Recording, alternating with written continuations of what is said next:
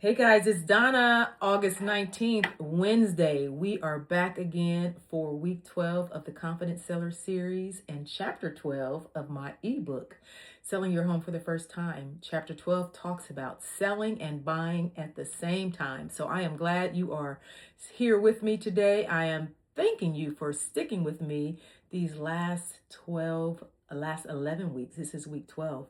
As I start every Confident Seller series session, I read the introduction directly from my book. So let's get to it.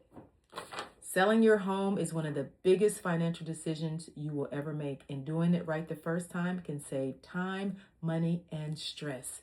Yet, most first-time sellers do not know where to begin.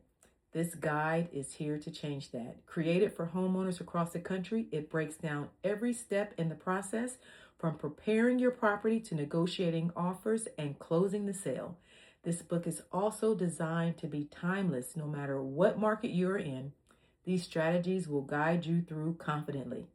With 27 years in real estate, I have helped hundreds of homeowners navigate the selling process, the smooth closings, the unexpected plot twist, and the joyful handoff at the closing table. You will learn how to prepare your home for the best return, how a realtor can protect your financial interests, why pricing is both an art and a science, what makes a home irresistible to buyers, how to evaluate offers with clarity and confidence, and ways to time your sale with your next home purchase, which we talked about last week. Selling a home isn't just about putting a sign in a yard. It's about strategy, experience, and smart decisions. So welcome to week 12 of the Confident Seller series, where I will help you sell smart, avoid costly mistakes, and move forward with confidence, not confusion. All righty. Week 12. Selling and buying at the same time. So for most homeowners, the biggest fear isn't selling, it's the gap between selling and buying. A lot of homeowners are on the fence right now. They want to sell, but because of the market, they're just worried, like, what if I can't find a house? What if I sell my home and I can't find another one to move to? What if the what ifs, they don't know what to do. So the fear of being homeless, rushed, or financially stretched often causes unnecessary stress and delayed decisions. But the good news is you have options. And with proper planning, selling and buying simultaneously is absolutely manageable, especially if you have the right realtor by your side. The key to success: strategy, not timing. So many sellers believe they must perfectly time the market. In reality, success comes from understanding your financial position, choosing the right strategy for your comfort level, and coordinating timelines intentionally. You're going to need your realtor to help you with this. That is absolutely 100% a fact. Your realtor is going to help you create a plan before emotions take over. It's already stressful enough selling a home, but now you're selling it and trying to buy, navigating that. We do it all day, every day. This is what we do. So make sure that you reach out to your realtor about that. So 4 main options. The first one, buy first and then sell. So that's going to be best for sellers with strong finances, significant equity, or access to short-term financing. So the benefit of that is you move only once, you can shop without pressure, and you secure the right home before you sell.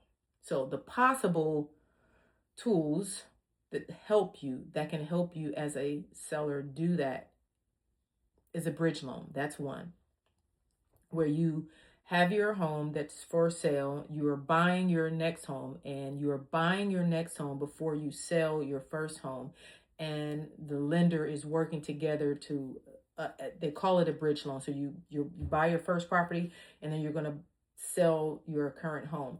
There are different types of bridge loans, and some bridge loans will allow you to only make one payment on the house that you purchased and you're not making a payment on the house that you are trying to sell.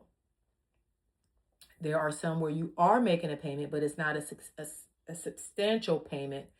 You're going to want to make sure that you work with a lender who is fluent in bridge loans. I'm going to say that again. Make sure that your realtor gets you in contact with a lender who is fluent in bridge loans.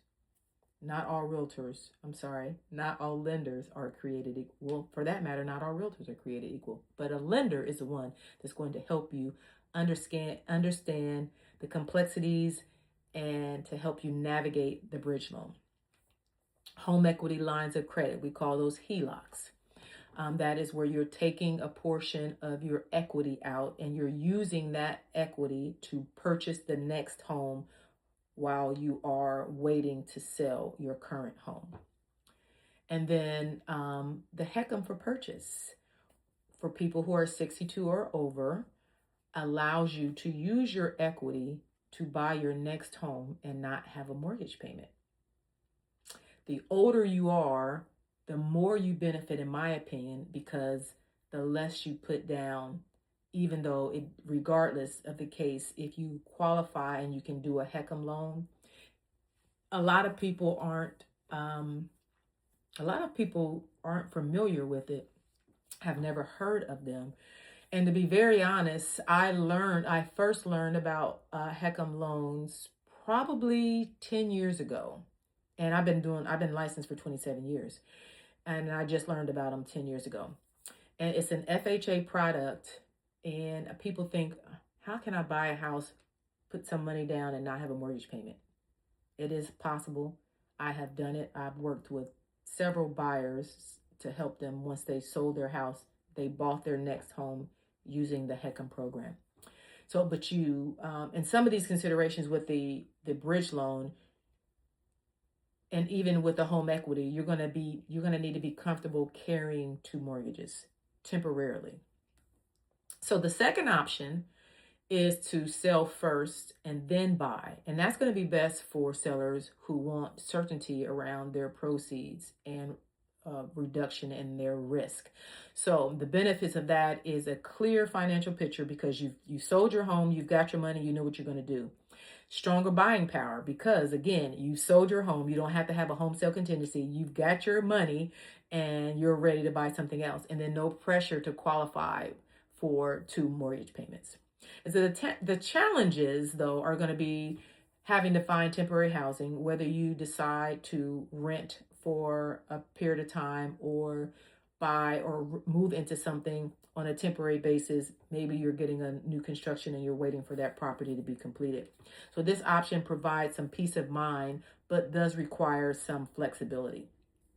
And so then the third option is a rent back. So post-closing occupancy. I've talked about that for a couple of weeks now in these sessions, that you, again, you could potentially be moving, relocating, or you're having a home built and you need some additional time to remain in your property that you sold because you don't want to have to do a temporary housing or finding temporary housing just hasn't worked.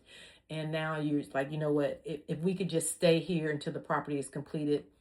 A lot of buyers are flexible enough to be able to allow you to do that. And so the benefit of that is it eliminates immediate pressure. It allows a smoother transition and it keeps your proceeds intact. So rent backs must be carefully structured to protect both parties. You're definitely going to get your real estate agent involved in that. If that's something that you know in advance that you're going to need to do when you put your home on the market, you're going to want to let the community, the public know that this is going to be a potential lease back depending on how long it takes for your house to sell. So that's really what the key is how long is it going to take your home to sell. And so you could make a contingent offer, and that would be best for markets where the sellers are more flexible or inventory is higher. And unfortunately, right now we still don't have the type of inventory that we would like. But so this is going to work. Your offer on your next home is going to be contingent on selling your current home. And again, those challenges are it's less attractive in a competing market. So yes, you're selling your home, you need to sell your home and you need to buy something else. But if you're in a market where you're competing against other buyers and you're up against buyers who don't have a home to sell, that can be a challenge. What I like, and I talked about this last week, is whenever I am representing a seller who is also going to be a buyer, is making sure that we let them know that their home is in contract, and we've passed inspections. So I actually have buyers in contract on a home where the seller, it was a home sale contingency. I'm not even going to tell you, I'm not even going to get into what happened with that one, but we didn't know it was home sale contingency until after we got into contract, but nonetheless. Anyway, see, I threw myself off track. It's the situations that buyers can be flexible with. And in this case, my buyers are in an apartment and they're okay with them having post-closing possession. And they were okay with them needing to find a house. They have found a house. The seller is in contract and we are moving forward to closing. So it's, again, best for markets where sellers are more flexible or inventory is higher, and it works. Your offer, I just said that you make an offer on your next home contingent on you selling your current home, and we talked about the challenges of that. And again, a skilled realtor can strengthen the contingent offer through strategic terms. So how to choose the right option for you? It really just depends. So you need to ask yourself, how much financial flexibility do I have? Can I handle temporary housing or a dual payment? How competitive is the market that I'm actually buying in? Your realtor can help you with that. How emotionally comfortable am I with uncertainty? There's going to be no best option. So the best option is the one that works best for you. So you just have to determine based on everything you have going on, what your next move is going to be, how much equity you're going to gain, what the best option for you with your next move is going to be. So the common mistakes to avoid is falling in love with a home before prepping your house for sale. So if you know that you are going to be buying something else after you get your home on the market, and you know how you are as a person emotionally, you should probably get your home on the market first. Probably wait till you get an offer and then start looking. Because what you don't want to do is fall in love with the house, write an offer, go into contract, because you're going to need to say your house that you are buying a home, but that you also need to sell a home. So you have to be transparent. You got to put that out there. So if we're in a market where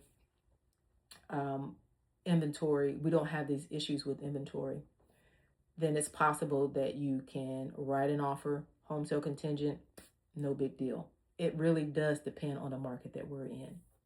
But the common mistakes to avoid, again, falling in love with a home before prepping your home for sale, not understanding your true net proceeds, assuming that you must move twice because you may not have to, waiting for perfect market timing, it's never going to be perfect, and underestimating emotional stress.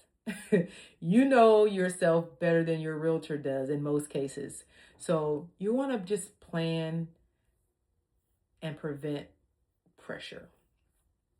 So how is your realtor going to guide this process? So your realtor is going to help model the timing scenarios, give you different scenarios, and just so that you can have an opportunity to just think through your entire process, your situation, and how each option is going to benefit you or not benefit you so that you can make the best decision for yourself.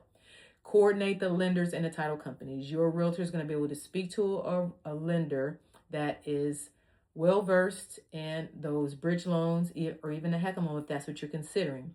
They're going to be able to structure offers and contingencies to benefit you and reduce the risk and last-minute surprises. So this coordination is what makes simultaneous transactions successful, because we do them all the time.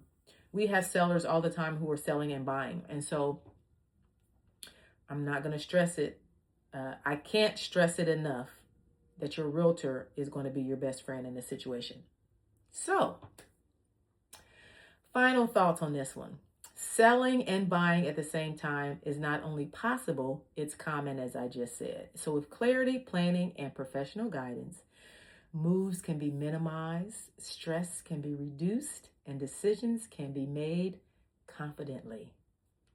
Confident Seller Series. This is what this is all about, bringing you information to help you make decisions confidently. So you don't need perfect timing. You need the right strategy and the right realtor guiding each step. Thank you again for these series have been helpful for me as well, because it's made me push through coming to you every single week, hoping that my information resonates, that it reaches the masses, and that people will understand the importance of having a realtor at their side, helping to navigate this selling process. So thank you for being with me yet again this week. This is Donna Jackson, your Columbus Real Estate Partner.